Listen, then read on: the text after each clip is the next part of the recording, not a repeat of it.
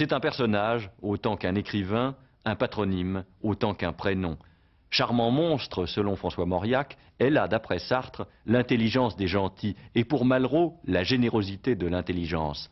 Telle est Françoise Sagan, dont les romans regroupés paraissent en un volume de la collection Bouquins chez Robert Laffont.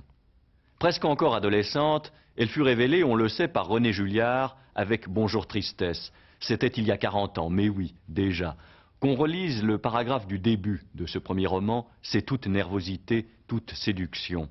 Sagan écrit quelque part de l'un de ses personnages qu'il était promis à la plus grande destinée, celle de la gloire, de la fatigue, de la vieillesse, de l'oubli. Peut-être cette fin-là lui sera-t-elle épargnée, à elle.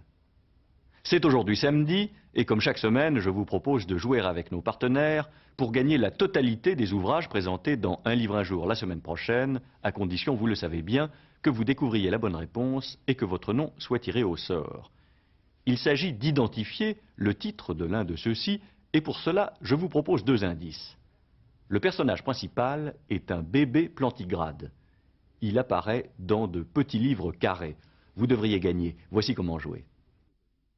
Découpez le bulletin réponse dans Télépoche. Sur Minitel, composez 3615, code France 3. Ou envoyez vos réponses sur papier libre à Grand Jeu, un livre à jour, Leclerc Télépoche, CEDEX 3815, 99 381, Paris Concours. N'oubliez pas, vous pourrez trouver un indice supplémentaire chaque semaine dans les pages de Télépoche Magazine.